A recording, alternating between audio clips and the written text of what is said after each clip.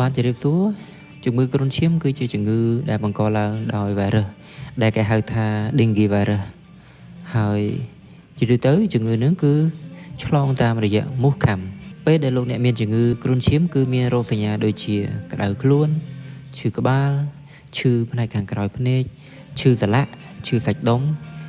ឬក៏មានអារម្មណ៍ថាហេវហត់អស់កម្លាំងហើយអ្នកខ្លះឡើងកន្ទួលនៅលើស្បែកអ្នកខ្លះក៏មានអាការៈចុកពោះឈឺកជាដើមនៅពេលដែលលោកអ្នកមានអាការៈដូចដែលបានរៀបរាប់ខាងលើលោកអ្នកគួរតែទៅជួបគ្រូពេទ្យដើម្បីឲ្យគាត់ពិនិត្យគ្រូពេទ្យនឹងពិនិត្យរាងកាយលោកអ្នកហើយនឹងបូមឈាមលោកអ្នកទៅមើលក្នុងករណីដែលយើងសង្ស័យថាលោកអ្នកមានជំងឺគ្រុនឈាមដោយសារតែគ្រុនឈាមគឺជាជំងឺដែលបង្កឡើងដោយវីរុសជាទូទៅមិនមានថ្នាំណាដែលមានប្រសិទ្ធភាពក្នុងការសម្លាប់វីរុសឲ្យបានមានប្រសិទ្ធភាពនោះទេ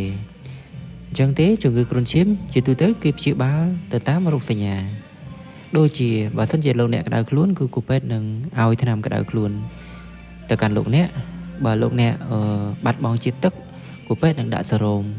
ជូនលោកអ្នកឬក៏មួយទៀតក្នុងករណីដែលលោកអ្នក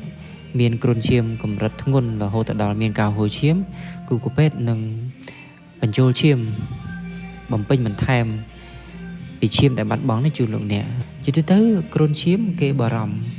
ក៏ប៉ុន្តែគេបារម្ភខ្លាំងទៅលើស្ត្រីដែលមានផ្ទៃពោះកុមារតូចមនុស្សចាស់ឬក៏អ្នកដែលមានជំងឺទឹកនោមផ្អែមជំងឺតម្រងនោមឬក៏ជំងឺធាត់ជាដើមបើសិនជាលោកអ្នកមានអាការៈក្តៅខ្លួនហើយលោកអ្នកសង្ស័យថាលោកអ្នកគ្រុនឈាមលោកអ្នកមិនគួរញ៉ាំថ្នាំអាស្ពីរីនឬក៏អៃប៊ុយប្រូហ្វែនទេ